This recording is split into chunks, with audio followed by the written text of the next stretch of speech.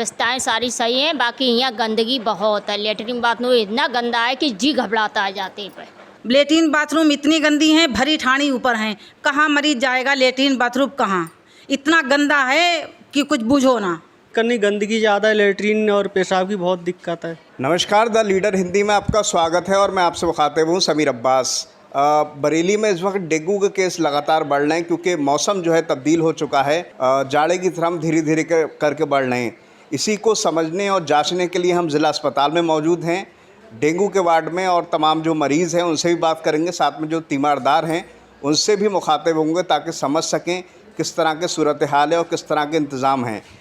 हम आपसे जानना चाहते हैं, क्या नाम है आप? हमारा नाम किरण है। मैं कहाँ के रहने वाले? नवाबगंज के रहने वाले हैं। यहाँ कितने दिन से आपके मरीज़ एडमिट हैं और किस तरह की व्यवस्था? यहाँ हमारा मरीज कल से भर्ती है, लेकिन हमारा मरीज पूरी पूरी रात चिल्लाता है। जाते हैं डॉक्टर देख के जाते हैं, वो बोल के जाते हैं, लेकिन मेंढकों के पास जाते हैं, वो डांट के भैया कहाँ तक देखे। अरे देखो मरीज अगर हमारा परेशान है, ठीक इलाज मैं जानती हूँ, इलाज समय से होगा, मगर आके मरीज के पास देखो तो आके पूछो तो मरीज को क्या है।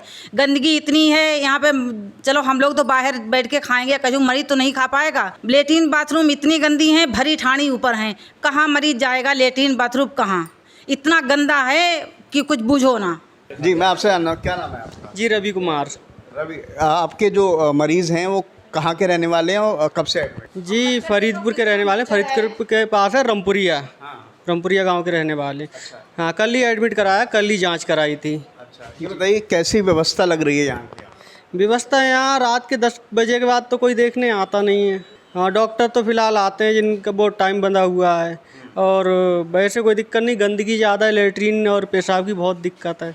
मतलब सफाई एक ऐसा मुद्दा है जिसकी यहाँ पर कोई अच्छी व्यवस्था नहीं। जी बाद कोई बुलाए तो कोई नहीं आता। यहाँ पर आप देख सकते हैं कि मच्छरदानी का इंतज़ाम किया गया है डेंगू से बचने के लिए, और तमाम जो मरीज़ हैं वो भी उनके लिए व्यवस्था की गई। लेकिन सफाई एक ऐसा मुद्दा है जिसको लेकर काफ़ी नाराज़गी है।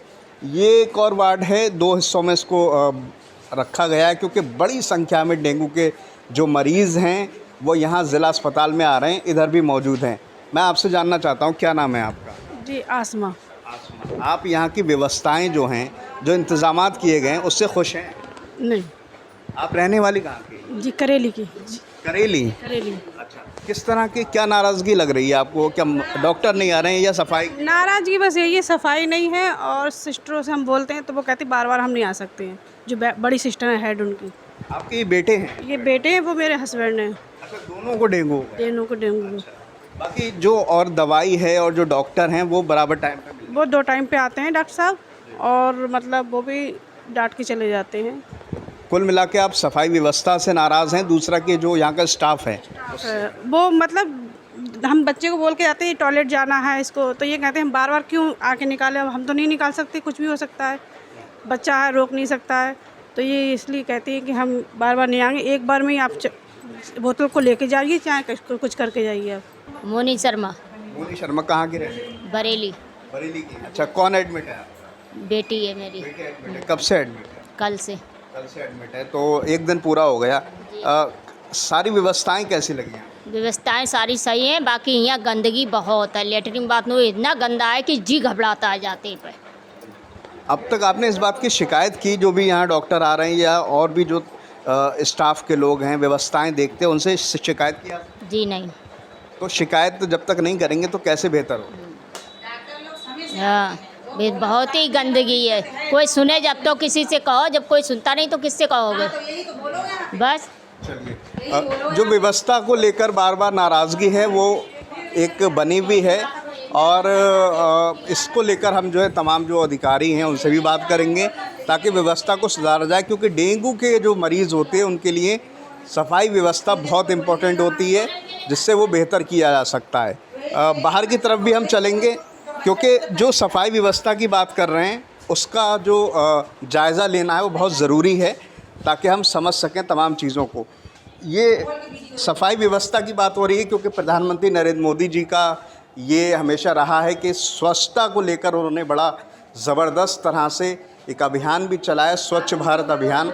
लेकिन किस तरह से जो लोगों की नाराज़गी है, और ये भी कहा जा रहा है कि सिस्टम जो है पूरा पलीता लगा रहा है। यकीनन आप खुद देख सकते हैं सब बहरहाल इस पूरे मामले को लेकर हम और जो भी उच्च अधिकारी हैं उनसे बात करेंगे, क्योंकि स्वच्छता ही अगर बेहतर नहीं होगी, सफाई बेहतर नहीं होगी, तो डेंगू के जो केस हैं वो लगातार बढ़ेंगे।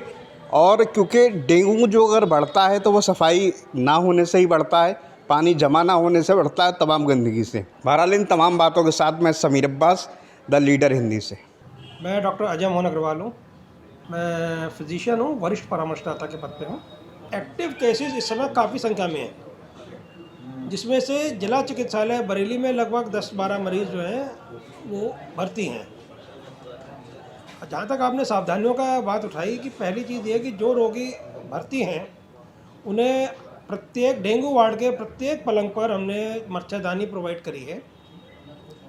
मच्छरदानी बैरियर का काम करती है, जिससे कि जो व्यक्ति डेंगू से ग्रसित है उसे मच्छर ना काटें, और यदि मच्छर उसे काटते हैं तो वो अन्य व्यक्तियों को ना काटें और डेंगू ना फैले।